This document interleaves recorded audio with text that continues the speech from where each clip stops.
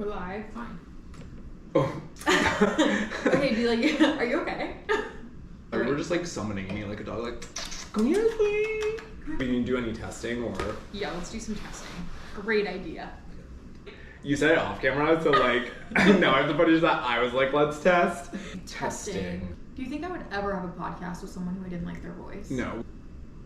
Hello, everyone, and welcome back to Touche the Podcast. My name's David, and I'm here with my wonderful co-host, Tally. Hi, David.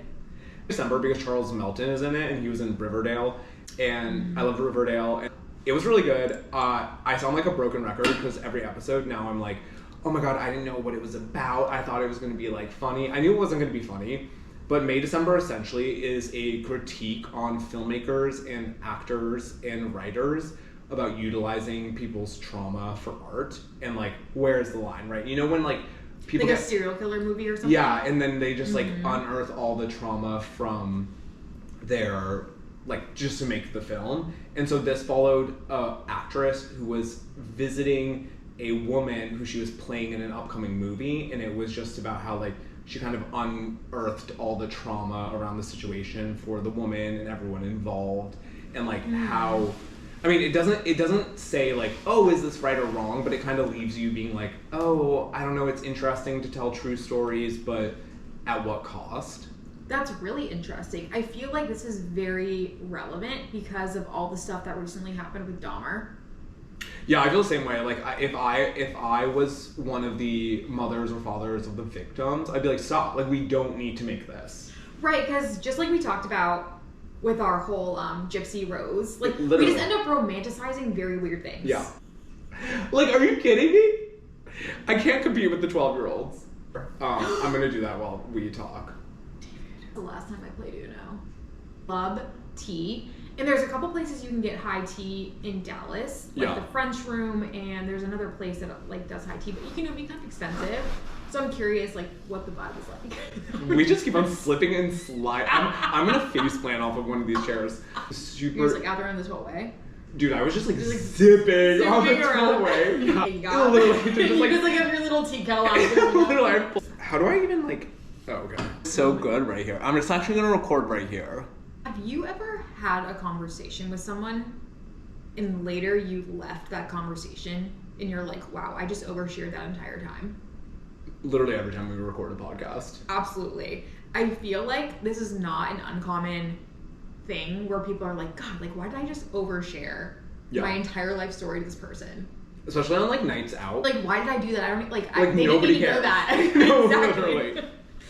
Yeah, so it's definitely a common thing, and for some people it's more common than others. Definitely. We won't say who. Some people are just like keep it a little more close to the belt, close to the chest. Yeah. What is the phrase? Belt or chest? I don't know. Chest. I think it's some chest. sort of body part. I don't think you're belt. keeping it close to the belt. No.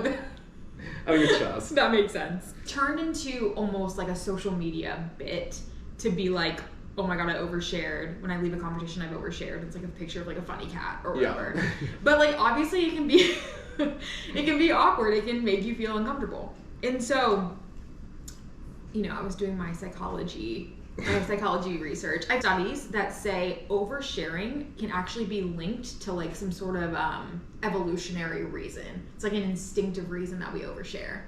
Isn't that interesting? What is the instinctive reason? So I had found this article, these two researchers, they have a theory that sharing information was actually a very important part of how our ancestors were able to survive in tribes. Because if you knew more about the person, we're less likely to kill you. Interesting. So exchanging personal experiences, where to find shelter, like where the most abundant food is, could help others of the like other members of the tribe. So social disclosures were also a way to maintain structure in the group and to motivate people to behave and be good team players within your tribe. And you also wanted to have like a good social standing in your tribe. So oversharing was like kind of allowed you to do those things because you're like kind of cultivating a personal experience with someone. So if you overshare, don't be so hard on yourself because it could just be your instincts that are subconsciously coming through. Wait, that's so interesting. I'm about to be like such. Oh, wait, this is weird. The plug that if you follow the Touche the Podcast on Instagram, you will have a say in what segments are in each of our episodes. Mm-hmm. And the segment that made it in my vote was Babygirl Men. Not surprising. Not surprising that was one of my segments that popped up. But it's actually great because you're seeing it a lot online, and you actually, not to call you out, when I sent you a TikTok recently, you were asking for a little more of the definition of Babygirl. I sure was. Do you feel like you have a solid grasp on when someone calls a guy like, oh, he's Babygirl, do you have an understanding of what that means?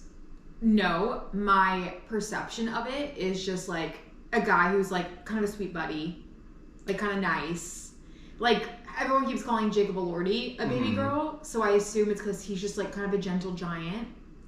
Yeah, like I think the mix is there. I always get a little confused when you Also kind of like stem with like the fanny pack trends. Yes. I feel like when men started wearing fanny packs reemerged, and then women started wearing them crossbodies, and then men are wearing them crossbodies, and then it transforms into like the row kind of like saddle-y duffel bag, and all of a sudden it's like now Jacob Elordi's wearing like a Louis Vuitton. It's actually really interesting because I worked at Lululemon when they released the crossbody bags, or I forget what they're called. Like fannies that go across.